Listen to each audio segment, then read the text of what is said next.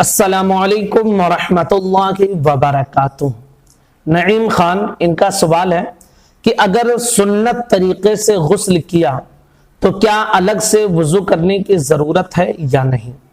اسی طرح اگر سطر کھول کر غسل کیا تو ساتھ میں وضو ہوگا یا نہیں ہوگا؟ یہ بہت اہم اور اکثر لوگ اس کے متعلق نہیں جانتے ہیں، اس لیے بہت ضروری بھی مسئلہ ہے، اسے دھیان سے سن کر سمجھ لیں۔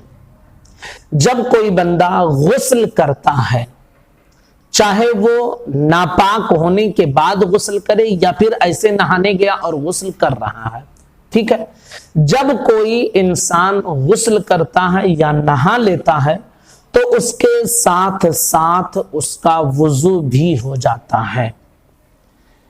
حدیث مبارکہ میں اس کے متعلق روایت موجود ہے، بلکہ حضور صلی اللہ تعالی علیہ وسلم کی ایک حدیث مبارکہ ہے جس کا مفہوم یہ ہے کہ جو غسل کرنے کے بعد وضو کو لازم اور ضروری سمجھے تو وہ ہم میں سے نہیں ہے، یعنی جب بندہ غسل کر لیا تو ساتھ میں اس کا وضو بھی ہو جاتا ہے۔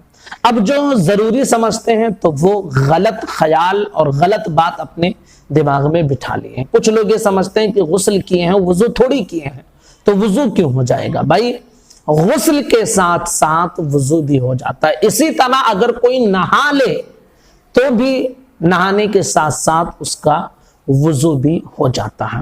اب اگر نہانے میں وہ ایسا کر رہا ہے کہ سطر کھلا ہوا ہے تو آپ یہ بات دھیان میں رکھیں کہ اگر ایسی جگہ پر نہا رہا ہے کہ جہاں پر لوگوں کی نظر اس پر پڑ سکتی ہے، آنے جانے کی جگہیں ہیں، غیر محرم سے اپنے سطر کو نہیں چھپا پائے گا، اگر ایسی جگہ پر نہا رہا ہے تو اس کے لیے ضروری ہے کہ ناف سے لے کر گھٹنے کے نیچے تک اتنے حصے کو چھپا لے کسی کپڑے سے، اور کوئی کپڑا پہن کر نہائے۔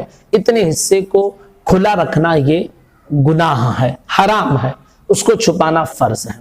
بہرحال اگر کسی نے سطر چھپا کر غسل کیا تو اس غسل کے ساتھ اس کا وضو ہو جائے گا، اور اگر کسی نے سطر نہیں چھپایا تو بھی اس کے ساتھ ساتھ اس کا وضو ہو جائے گا۔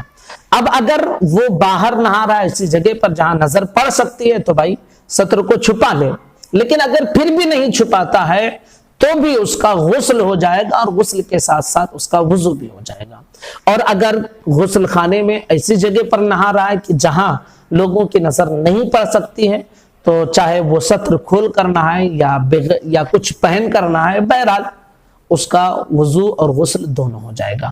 اسی طرح جو باہر نہائے تو سطر چھپانا اس کے لیے ضروری ہے، لیکن اگر سطر نہیں چھپایا، جیسے انڈر ویئر پہن کر نہا لیا، تو غسل اس کا ہو جائے گا، اس غسل کے ساتھ اس کا وضو بھی ہو جائے گا، لیکن سطر کھولنے کا گناہ اس کو ملے گا۔